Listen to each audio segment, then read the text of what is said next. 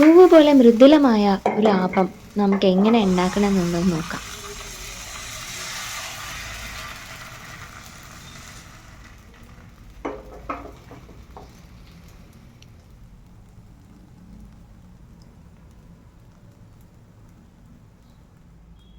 ഒരു കപ്പ് അളവിൽ ചോറ്, പഴയ മാവ്, നമ്മൾ നേരത്തെ ഇഡ്ഡലി ദോശ ഉണ്ടാക്കിയതിൻ്റെ മാവ് ബാക്കി വന്നത്, അതേപോലെ തേങ്ങ ചിരവിയത്.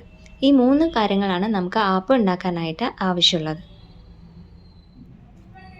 പച്ചരി 2 കപ്പ് അളവിൽ കഴുകി ഇതുപോലെ ജാറിലിട്ട് അരച്ചെടുക്കുക.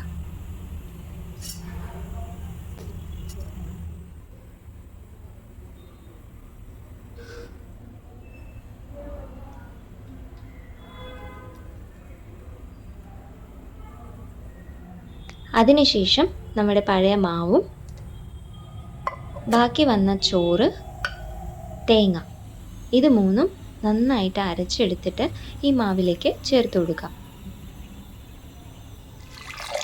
ജാറിൽ ബാക്കിയുള്ള മാവിൽ അല്പം വെള്ളം കൂടി ചേർത്തിട്ട് നന്നായിട്ട് കഴുകിയെടുക്കുക. അത് ഇതുപോലൊരു പാത്രത്തിൽ ഒഴിച്ച് നമുക്ക് കുറുക്കിയെടുക്കാം. തീ നല്ല ലോ ഫ്ലെയിമിൽ വെച്ചിട്ട് ഇളക്കിക്കൊണ്ടിരിക്കുക. കാരണം ഇത് കട്ടയാവാനുള്ള സാധ്യത കൂടുതലാണ്. അപ്പം നന്നായിട്ട് ഇങ്ങനെ ഇളക്കിക്കൊണ്ടിരിക്കുക. അതൊരു കൂള് പരുവമാവുന്നത് വരയ്ക്കും നമ്മൾ എന്ത് ചെയ്യുക, ഇതുപോലെ ഇളക്കിക്കൊണ്ടിരിക്കുക. ഏകദേശം ഇത് കട്ടിയായി തുടങ്ങിയിട്ടുണ്ട്.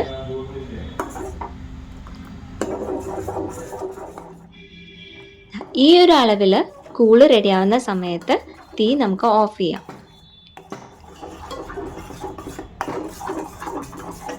അല്പം ചൂടാറിയതിന് ശേഷം നമുക്കിത് നേരത്തെ അരച്ചു വെച്ച മാവിലേക്ക് ചേർത്ത് കൊടുക്കാം.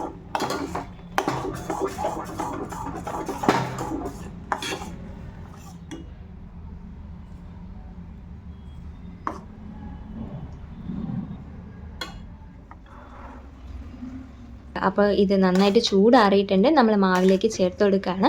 അതിനുശേഷം നന്നായിട്ട് ഇളക്കി കൊടുക്കുക. അതിൽ കട്ടിയായിട്ട് വരുന്നുണ്ട്. അതുകൊണ്ട് തന്നെ നന്നായിട്ട് ഇളക്കി കൊടുത്തു കഴിഞ്ഞാൽ അതിൽ കട്ടിയൊന്നും ഇല്ലാതെ കണ്ടോ, ഇതിൽ ചെറിയ ചെറിയ കട്ട വരുന്നുണ്ട്. അപ്പോൾ അത് ഒന്നുമില്ലാതെ തന്നെ നന്നായിട്ട് എന്ത് ചെയ്യാം, അത് ഇളക്കി കൊടുക്കാം.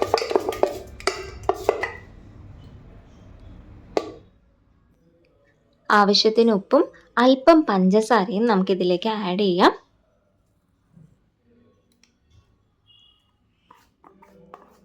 നമ്മുടെ ആപ്പമാവ് ഇതാ റെഡി ആയിട്ടുണ്ട്. അപ്പം എല്ലാവരും ഇത് ട്രൈ ചെയ്ത് നോക്കുക.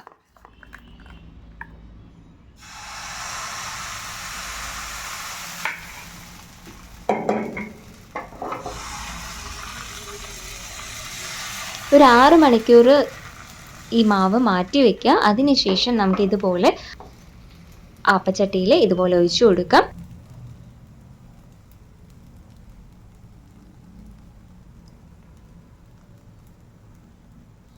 നല്ല സോഫ്റ്റ് ആയിട്ടുള്ള ആപ്പം റെഡി ആയിട്ടുണ്ട്. അപ്പം എല്ലാവരും ഇത് ട്രൈ ചെയ്ത് നോക്കുക. പൊട്ടറ്റോ ഗ്രീൻ പീസ് സ്റ്റൂവിൻ്റെ കൂടെയൊക്കെ ഇതൊരു അടിപൊളി കോമ്പിനേഷൻ ആണ്. നമ്മുടെ ചാനൽ സബ്സ്ക്രൈബ് ചെയ്യാത്തവരാണെങ്കിൽ വേഗം തന്നെ ചാനൽ സബ്സ്ക്രൈബ് ചെയ്യുക.